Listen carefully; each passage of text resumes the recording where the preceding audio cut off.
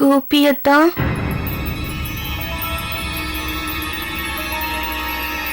கோபியத்தா.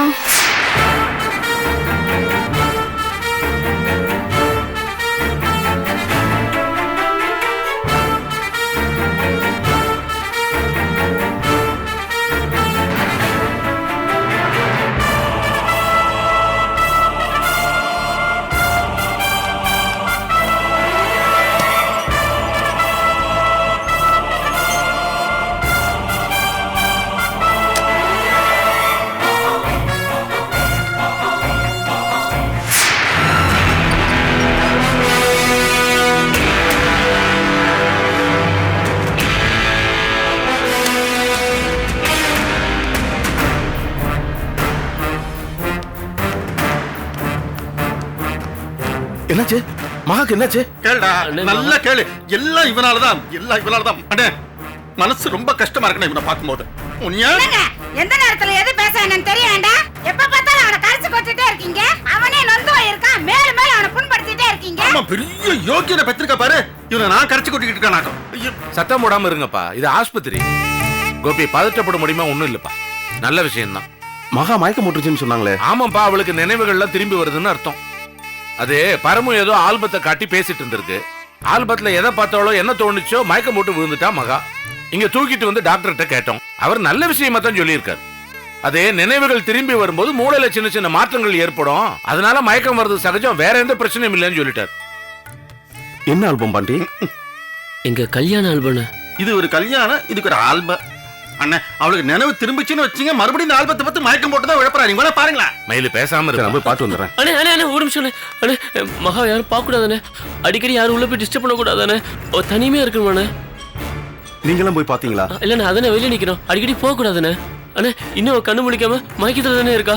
நீ வேலைக்கு போனே, நான் பாத்துக்கிறேனே. அண்ணே நீ போனே, நான் பாத்துக்கிறேனே. சரி பாண்டி, வேற எதுனாலும் எனக்கு போன் பண்ணு.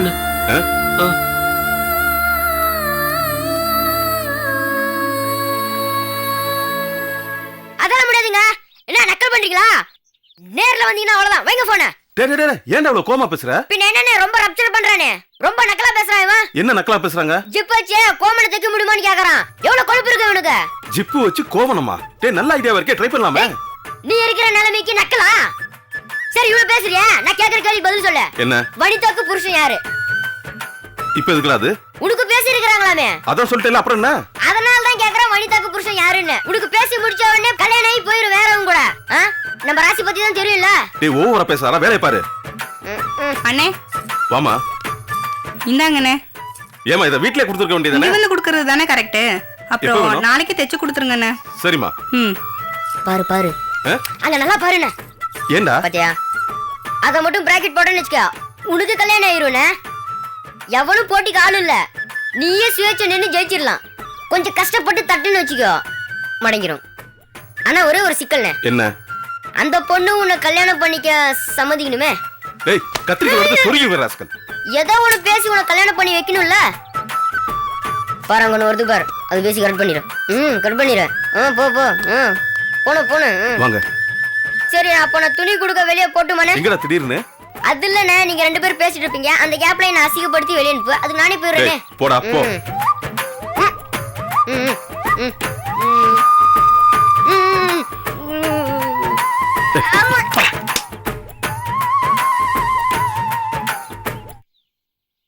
சொல்லுங்க. என்னதாக நடக்குதுங்க? உங்க ரெண்டு பேருக்கும் அப்படி என்னதான் பிரச்சனை? பிரச்சனை எல்லாம் எதுவும் இல்லைங்க. இல்லங்க, நான் முதல்ல உங்ககிட்ட பேசினப்போ நீங்க எவ்வளவு சந்தோஷமா பேசுனீங்க. அதுக்கப்புறம் எங்க அக்கா கூட பேசுனீங்க. இப்ப என்னடானா அவ நான் கோகுல் கூட போய் வாழ போறேன்னு சொல்றா. நீங்க அப்படி என்னங்க பேசுனீங்க? என்னை பேச விடலங்க. மொத்தமா எல்லாத்தையும் அவங்களே பேசிட்டாங்க. என்ன பேசினா? அதான் சொன்னீங்கல்ல, கோகுலோட சேர்ந்து வாழ போறாங்கன்னு. அதைத்தான் சொன்னாங்க. அதுக்கு நீங்க என்ன சொன்னீங்க? நான் என்னங்க சொல்ல முடியும்? அவங்க ஒரு முடிவு எடுத்துட்டு வந்து என்கிட்ட பேசுறாங்க, நான் கேட்டுக்கிட்டேன், அவ்வளவுதான். உங்களுக்கு பைத்தியம் பிடிச்சிருக்கா இல்ல எங்க அக்காவுக்கு பைத்தியம் பிடிச்சிருக்கான்னு எனக்கு தெரியல கோபி. என்ன பாக்குறீங்க?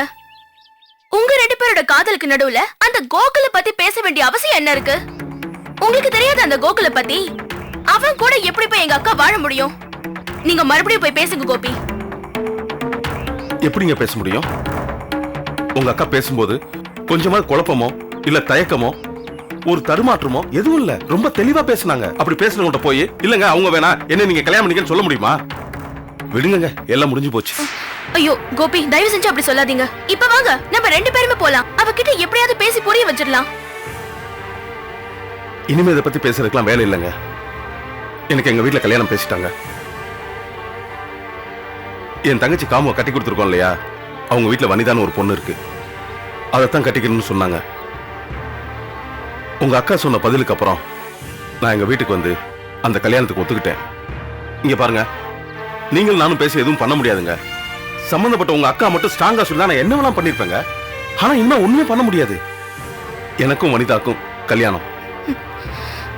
எனக்கு எதுவுமே புரியல கோபி. நான் ஒருத்தனை லவ் பண்ண, அவனை நம்பி ஏமாந்த, அந்த காதல் தோத்து போச்சு.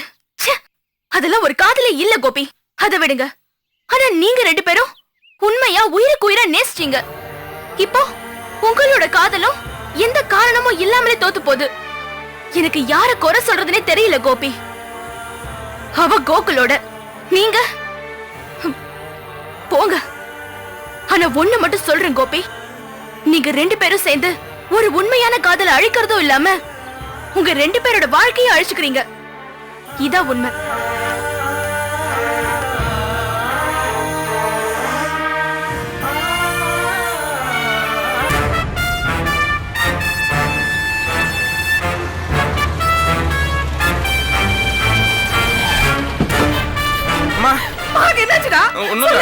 ஏன்டா சம்பந்தம் உன்னை எதுக்கிட்ட அனுப்பிச்சு வச்சேன்? பக்கத்துல இருந்து மகாவை பாத்துக்கிறேன் தானே. மகாவுக்கு என்னடா ஆச்சு? என்ன ஆச்சு? என் பொண்ணுக்கு என்ன ஆச்சு? என்ன கொடுமைப்படுத்துறீங்க? என்ன புஷ்பா, எடுத்து எடுப்பிலேயே இப்படி பேசுற? வீட்டுல இத்தனை பேர் இருக்கமே, பாத்துக்க மாட்டோமா அவளை நாங்க? இந்த வசனத்துக்குலாம் ஒன்னும் குறைச்சல் இல்லையா? என் மகன் எங்க இருக்கா? அவளுக்கு என்னாச்சு? என்ன பண்ணீங்க? டேய், என் பொண்ணு என்ன பண்ண? என்ன பண்ண? என்னடா பண்ண? வந்தத வராம மேல கை வைக்கிற சோலி எல்லாம் வச்சுக்கறாதீங்க. பாரு, என் பொண்ணுக்கு என்னாச்சுன்னு எனக்கு தெரிஞ்சாகணும். சும்மா கத்தாதப்பா, அவளுக்கு ஒண்ணும் இல்ல, அவன் நல்லா தான் இருக்கா. என்ன நல்லா இருக்கா? அத எல்லாரும் சேர்ந்து வந்திருக்கீங்க. முதல்ல அவளுக்கு என்னாச்சு சொல்லுங்க. புஷ்பா, நீ கவலைப்படாத, அவ நல்லதா இருப்பா. என்னங்க இது? எல்லாரும் குடும்பத்தோட சேர்ந்து வந்திருக்காங்க. அவளுக்கு ஏதோ ஆயி போச்சுங்க. புஷ்பா, நம்ம பொண்ணு நல்லதா இருப்பா, கவலைப்படாத. அப்படி ஏதாவது ஆயிருந்தா தைரியமா நமக்கு ஃபோன் பண்ணிருப்பாங்களா? தைரியமா ஃபோன் பண்ணி சொல்றாங்கன்னா என்ன அர்த்தம்? அவ நல்லா இருக்கான்னு அர்த்தம். கவலைப்படாத. போட்டுட்டு இருக்கீங்க டாக்டர், என் பொண்ணு இப்படி இருக்கா, அவ நல்லா இருக்கிறத இவங்க எல்லாம் சொல்றாங்க, நம்பிக்கை இல்ல. நீங்க சொல்லுங்க டாக்டர். முதல்ல பதட்டப்படாம இருங்க. உங்க பொண்ணு குணமாயிட்டு வரா, சீக்கிரம் நார்மல் ஆயிடுவா. நார்மல் ஆயிடுவாளா? பாத்தீங்களா, மகாவுக்கு ஒரு நாள் சூடு வச்சதுக்கு நார்மல் ஆயிட்டு வரேன் டாக்டர் சொல்றாரு. சேர்ந்த மாதிரி 4 நாளைக்கு கூட்டு போய் உடம்பெல்லாம் சூடு வச்சிருந்தா சீக்கிரமா குணமாயிருப்பா. பைத்தியக்கார பதட்டத்துல இந்த மாதிரி முட்டாள்தனமான காரியம் எல்லாம் பண்றீங்க. உங்க பொண்ணு விஷயத்துல இன்னும் உணர்ச்சி பூர்வமான நிலையில இருக்கீங்க. நான் அவ்வளவு எடுத்து சொல்லியும் என் பேச்சை கேட்காம குணமாகணும்னு பாவம் அந்த பொண்ணை அழைச்சிட்டு போய் சூடு போட்டிருக்கீங்க. நல்ல உரைக்க மாதிரி சொல்லுங்க டாக்டர். அப்பா, உன் பையன் பண்ணது சரின்னு சொல்றியா? சொல்லுங்க டாக்டர். இது உங்க குடும்ப விஷயம், நான் யாரையும் சப்போர்ட் பண்ணல. பேஷண்ட் மேல உள்ள அக்கறையில சொல்றேன். மனசு சரியில்லாத பொண்ண இந்த மாதிரி செய்யறது நல்லது இல்ல. டாக்டர், என் பொண்ணுக்கு என்னாச்சு? இப்ப அவ எப்படி இருக்கா? நர்ஸ் வந்திருக்கா. பேஷண்ட் கண் முடிச்சிட்டான். கண்ணு முடிச்சிட்டா? வா புஷ்பா, வா மச்சான்.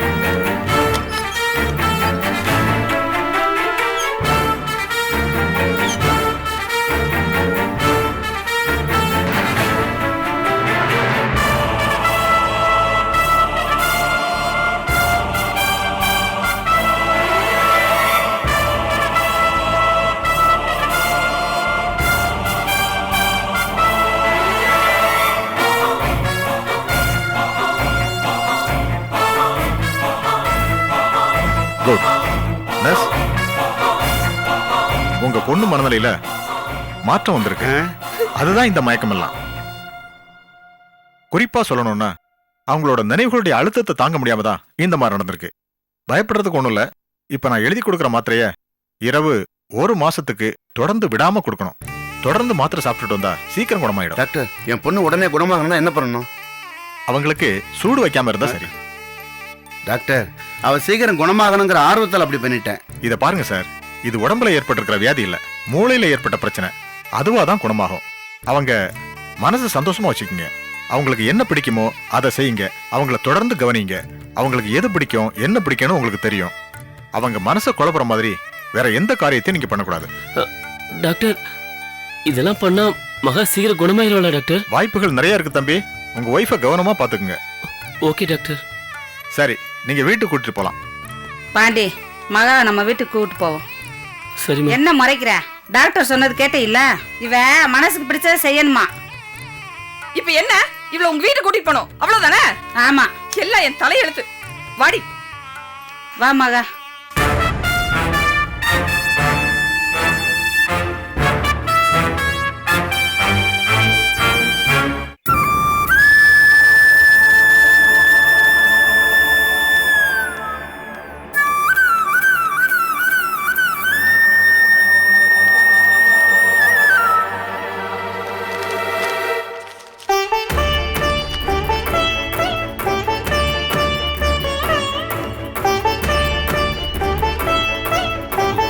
உங்ககிட்ட கொஞ்சம்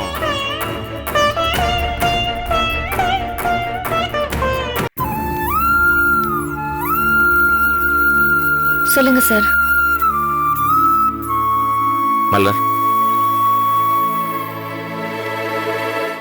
கோபி எல்லா விஷயத்தையும் என்கிட்ட சொன்னாம்மா. எனக்கு முழுசா நம்பிக்கை வரல. ஆனா நான் உன்னையோ கோபியோ சூழலையோ தப்பா சொல்லல. இதெல்லாம் தாண்டி வேற ஒரு காரணம் இருக்கா? அதுதான் என் சந்தேகம். என்ன சந்தேகம்? இல்லம்மா, உன் பக்கம் இருக்கிற பிரச்சனைகளை நீ சொன்னதா கோபி சொன்னா. இருந்தாலும் சார், என் சைடு எந்த பிரச்சனையும் இல்ல. நான் என் மனசுல உள்ளதுதான் சொன்னேன். மனசுல உள்ளதுதான்மா நீ சொன்ன. அதை நான் தப்பா சொல்லல. அதுக்கு முன்ன மூளை யோசிச்சிருக்கும்ல. மூளை யோசிச்சுதானே மனசுக்கு சொல்லும். அதைத்தானே நம்ம சொல்லுவோம். அம்மா, நான் சந்தேகம் சொன்ன உடனே நீங்க தப்பா எடுத்துக்க வேண்டாம். அந்த அர்த்தத்தில் நான் சொல்லல. ஊரு உலகம் 1000 குழப்பங்கள் உங்களுக்குள்ள வந்திருக்கலாம் இல்லையா? கோபி கேட்ட உடனே நீ பலதை யோசிச்சிருக்கலாம். அதுக்கெல்லாம் பிறகு மனசுக்கு ஒப்பி உனக்கு பிடிச்சு மனசு தெளிவா எடுத்த முடிவா சொல்லு. நான் இப்படியே போயிடுறேன். எந்த மாற்று கருத்தும் எனக்கு இல்ல. ஆனா வேற சில விஷயங்களுக்காக விட்டு கொடுத்தோன்னு சொல்றியா? அது வேண்டாம்மா, தப்பு. எதுவா இருந்தாலும் மனசு விட்டு என்கிட்ட சொல்லிடு. என்னால என்ன செய்ய முடியுமோ நான் செய்யறேன். யார்கிட்ட வேணா பேசி சிக்கலை தீக்கிறேன். சரியா? சார், முதல்ல இந்த பிரச்சனை, சிக்கல், இந்த வார்த்தைக்கெல்லாம் மதிப்பு தர மாதிரி எங்க வீட்ல எதுவுமே நடக்கல. நானும் என் புருஷனும் சண்டை போட்டோம். 2 பேருக்கும் இடையில கொஞ்சம் மனத்தாங்கல் இருந்தது. அது உண்மைதான். அதுக்காக நாங்க நிரந்தரமா பிரிஞ்சிட முடியுமா? சொல்லுங்க சார். எனக்கும் என் புருஷனுக்கும் இருந்த சின்ன சின்ன விஷயங்கள் கூட இப்ப எல்லாம் இருக்கு.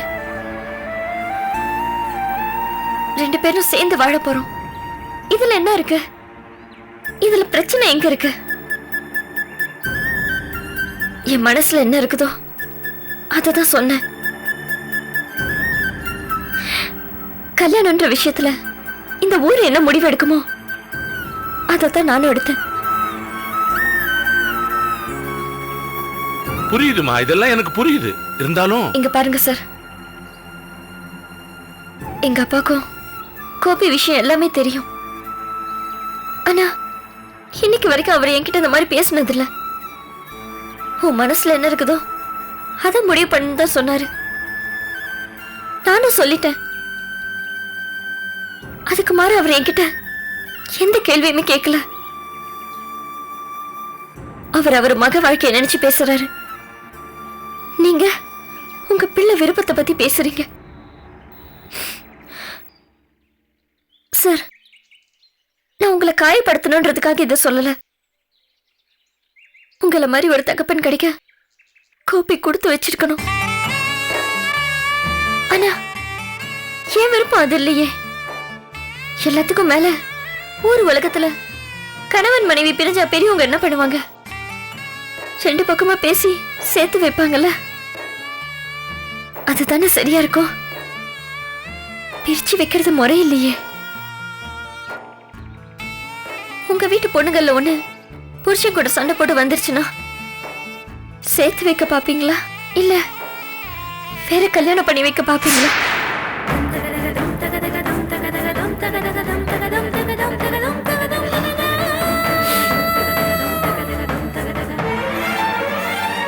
என்ன அறியாம நான் ஏதாவது தப்பா பேசியிருந்தா மன்னிச்சிருமா.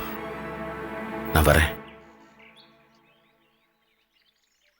ஆனா என் மூளை என் மனசுக்கு என்ன சொல்லுது தெரியுமா? நீ பேசினியே எல்லா வார்த்தைகளும் உதட்டுலேன்னு வந்ததுதான், மனசுலேன்னு வந்தது இல்ல.